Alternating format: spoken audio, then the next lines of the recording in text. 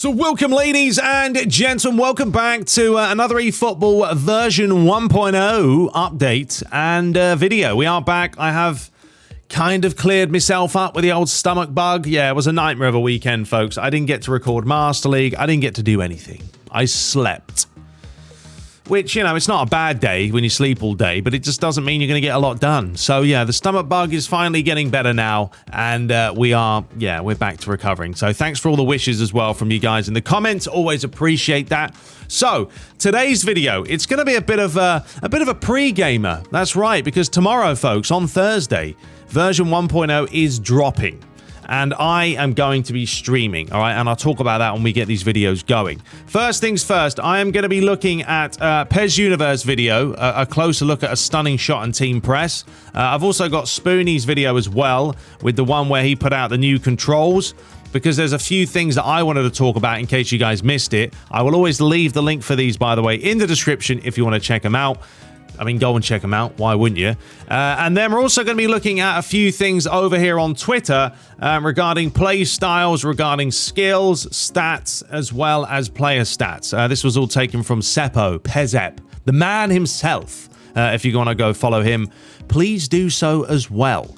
So I'm going to let this video right here run and talk about what I want to talk about, which is basically, folks, and I'm going to make myself smaller because that's what you do, is expectations here, okay? I don't want you guys getting too carried away with this whole update. I know it's going to be a pretty substantial update in the sense that a lot of the bugs, as you can tell, and that have been refined and polished off, and they've pretty much decided that, look, the version 0.9 was a mess, an absolute mess. They've had to go back to certain things that they may not have planned to do. You know, bringing back the old PES 21 control scheme with the defending. They may not have wanted to do that. But you know what? In this day and age where the consumers themselves are the one playing the game, and if you can't make us happy, then they're going to have a disastrous time trying to get this game to go anywhere. So Konami, credit to them where it's due.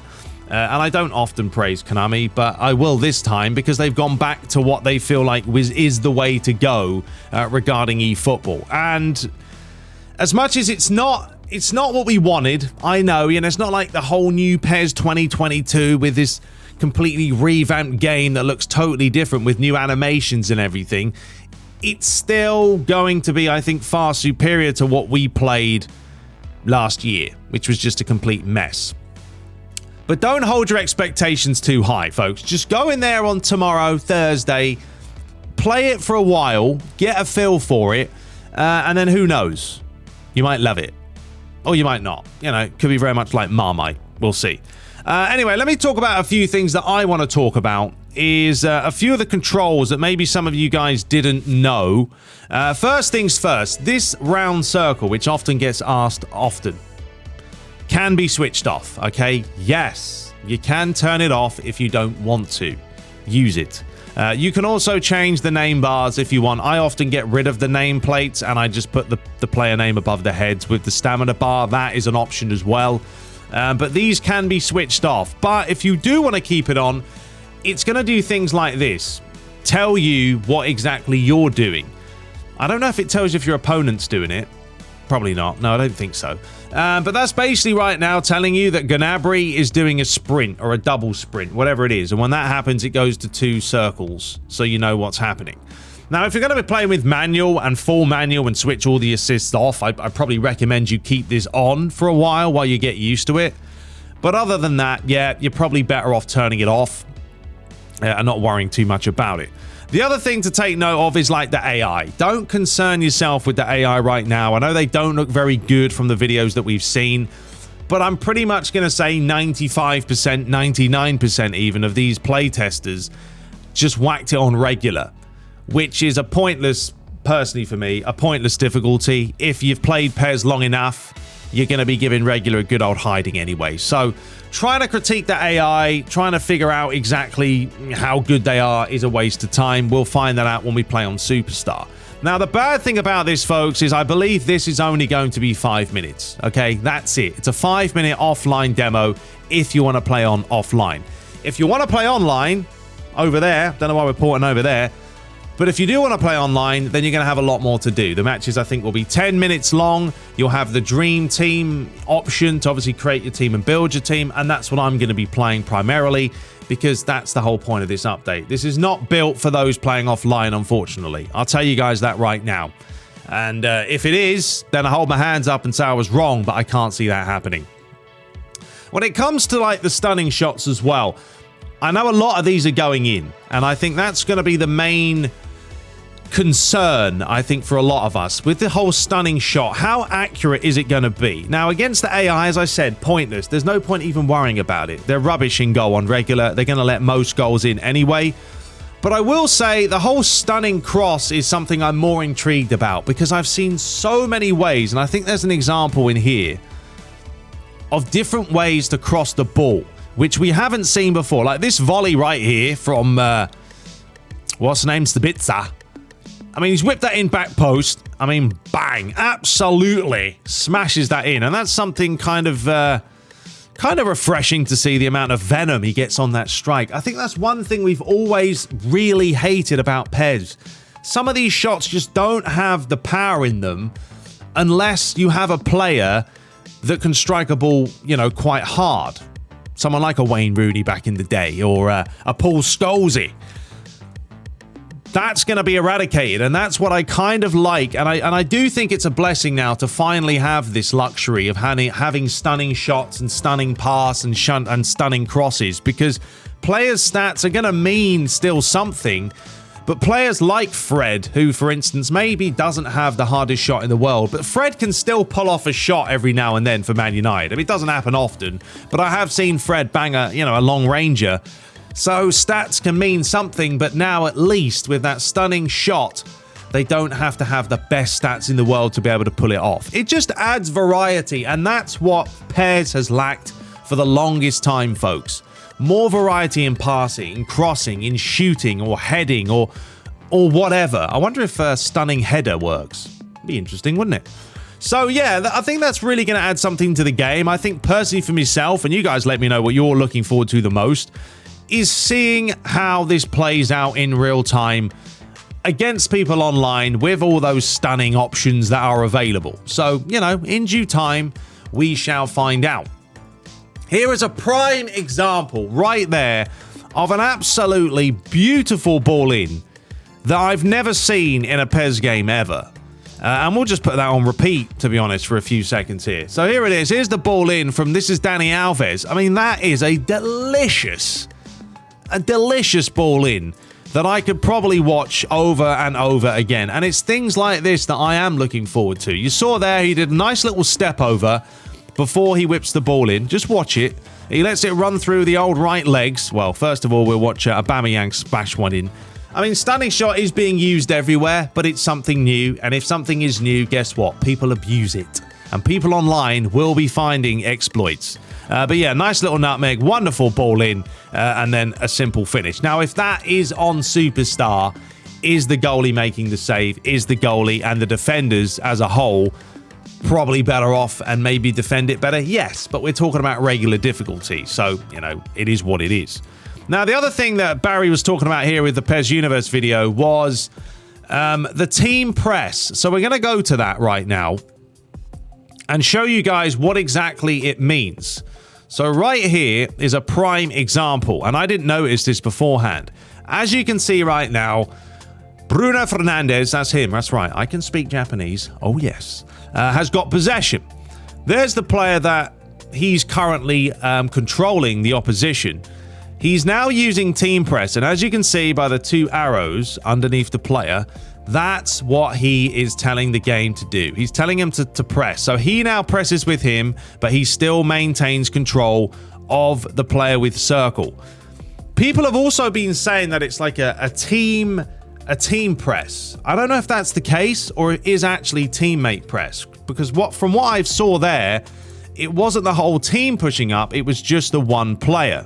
We'll see another example in just a second as well. Right here, as you can see, he's pulled out the centre-back. Terrible positioning, by the way. Never do that. He should have just left him there. So if that's Harry Maguire, that's Lindelof. He's controlling Maguire whilst telling Lindelof to come in and do a little bit of the old tag teaming duo. And as you can see, he comes in. But the rest of the players aren't... They're not pushing as well. And that's why I'm thinking it's only teammate press and not team press. Unless there's two options. Don't know. You guys let me know. But yeah, as you can see, that's who he's controlling. Right here, and then he brings in the second player, but he wins the ball. So you're going to now know a little bit more who's the player who's actually coming in or the player you're controlling. I didn't notice that before. Don't know if you guys did, but there you go. That's what those two arrows mean. That's teammate press. Voila, beautiful. And then Barry was just kind of showing a few different examples as well. So that's pretty much that out the way. Now I want to go over and look at Spoonie's video. Remember, it's this one. I'll leave the link in there if you want to check it out. Go ahead. Why not? And yeah, there's a few things that I didn't notice. Now, someone said this was in version 0.9 already. If so, okay, fantastic. But guess what? I haven't really played it a whole lot.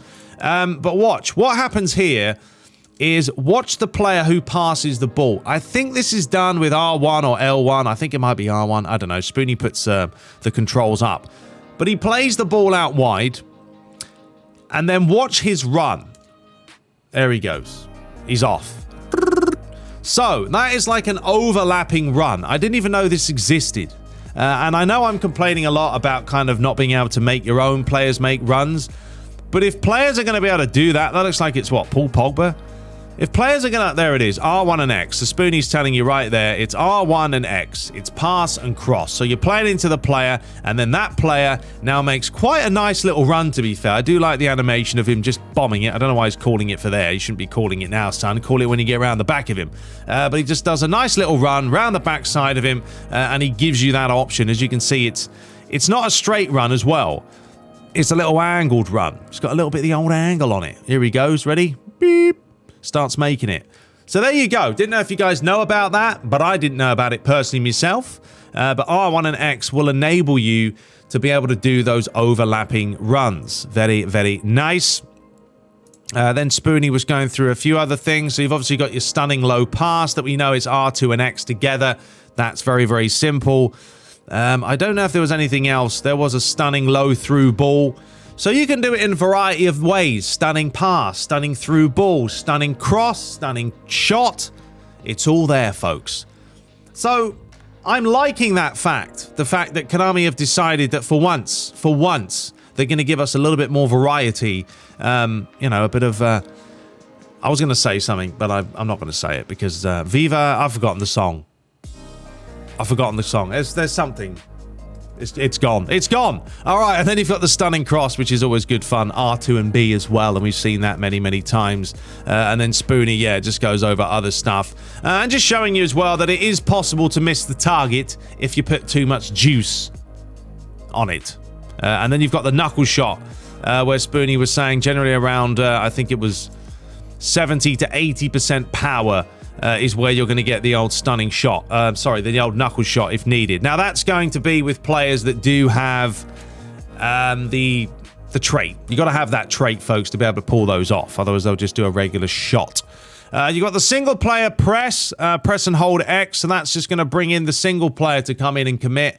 And then you do have the teammate press that we spoke about before, where I believe it's probably going to be square, where the players do that as well. And then here was just showing you a little fake. A little fake. You see the fake? Fakes up to shoot it. And then cuts away. And there we go. So those are the main things. Like, I don't want to go over this too much. That's that out the way. Now let's go over to Twitter and go over a few players' play styles. Because there's no point going over the same things. We are going to play this tomorrow anyway. And that's just going to be a lot more fun. All right, so players' play styles. And regarding the font and the color scheme, folks, it's not going to change. It's not going to change. We can just live with the fact that it's not going to change. Ding. So you've got target man, a player that positions himself in the front lines as a target man and protects the ball with his physique. We've already had that before. We've got deep lying forward. Is that something new? A forward player that is willing to fall back to receive the ball and help create plays. Very much sounds like that is basically false nine, to be honest. Then you've got creative playmaker, which you've seen before, and then prolific winger. But I think the deep lying forward there was the new one that was being mentioned. And then we've got the player's skills. A new one they have here is blocker. That improves the player's chances to block passes and shots. So anyone in the real world that is a very good blocker, which would ideally probably be a defender, minus Harry Maguire, who likes to score goals, own goals, instead of block goals. That's going to be your incentive there. You've got aerial superiority. There you go, folks. That's right. That improves the player's chances to win aerial balls. So someone who's a tall player like Virgil van Dijk, someone like him, he's going to be an aerial threat. I mean, even Ronaldo's pretty good in the air. But yeah, certain players obviously not going to have that. I mean, I will say that in PES, especially vanilla gameplay, when you see the likes of Messi beating a player who's 6'5" in the air, it's a little bit comical because that just doesn't happen, you know. So maybe that will stop negating that problem. And then what else do we have? Sliding tackle improves the player's chances to gain ball control through a sliding tackle. That one's new, I believe. Haven't seen that before. I don't slide a whole lot, but definitely online. Oh yeah, there's gonna be a lot of people sliding away. Player stats. So we've got defensive engagement right here. Indicates how inclined the player is to help defend. Okay, that's an interesting one. So that's a player like, I don't know, more of a DMF player. Or even someone like Bruno Fernandes, who, yes, he is more of sort of a number 10 and an AMF role. But Bruno Fernandes, you often see working at the top of the field, at the back of the field. I mean, he's up and down all day. So that's certainly, I'd be surprised if Bruno doesn't have something like this because, you know, he is back defending. But then again, he plays for Man United and we defend for most of the match. So there we go. And then Seppo also said that tackling is just a new name for ball winning. So it indicates how proficient the player is at winning the ball against an opponent. So that's just been renamed. That's nothing new. Now, player stats, folks. We've got this new one here called conditioning, which indicates the volatility. Is that the one? Of the player's condition. You've got unwavering, means his condition will not vary too much. Now, you guys know what condition is, right? It's the arrows. We've all seen this many, many times in PES. I think this probably works better in Master League when it ever does show up, because we've all had those games where you're on full form, you have an absolute belter of a game, and then the next match, you've got crap form, and it doesn't make sense. So maybe now, having this conditioning and this unwavering term means that certain players will not go from one extreme to the other, you know, after one game. So, yeah, there we have it. And that's pretty much it, folks. I'm not going to go, as I said, I'm not going to go over too much craziness. I mean, if you do type in eFootball 2022 here, I mean, these are just a bunch of things. I mean, Spoonie is doing it. Well, that's his sort of his goalkeeper review. He's going over goalkeepers. And I will say that goalies do look like they've been given some sort of a treatment. They've toned down the animation, so they're not diving so far. I'm still not seeing enough animations, and I'm going to give Konami time to add more and more and more. Remember, folks, this is a free-to-play game. Okay? It's free to play. It's not costing you anything out the box to give this a go. Now, Konami plan to update this every few months, and they really have to if they want to keep us engaged and in turn keep themselves making revenue, because that's how they're going to make the money. They're going to make the money from transactions, from GP, from people buying players, and then DLC later on. So, yeah, in due time, I like to see a lot more animations and everything else. Now, I know the Unreal 5 engine also has just been released, but do not expect anything by Konami updating this to Unreal 5. Absolutely not. Get the game working first, as it should do. Get the fundamentals right, and then we'll talk. So, yeah, and then the rest of this, just, you know, snippets from different things happening. Oh, we've got Neymar doing some tricks. Is this V1? You don't even know, though. These could be older. These could be older ones as well from... But back in the day, and then they've got a snippet. I mean, like I said about animations, these are all the same. Konami have used the same animation for the same players. That's why it does look a little bit, you know, like that. That's the kind of face you're going to be giving it. But we'll give them some time. We'll give them some time. Anyway, that is all for today, folks. Let your thoughts be known in the comments below. We'll be back tomorrow streaming. Well, if it works. So I'm hoping it will. So tune in. I know Spoonie's doing his nice and early. So go and watch Spoonie, and then after you've enjoyed that, you can watch myself. Try not to embarrass myself online and give you guys my honest thoughts. We'll play offline, we'll play online, we'll be playing on the PlayStation 5, so we'll have the best version, and we'll give it a bit of a bash. But until next time, subscribe for more, leave your comments below, and we'll see you tomorrow. Take care.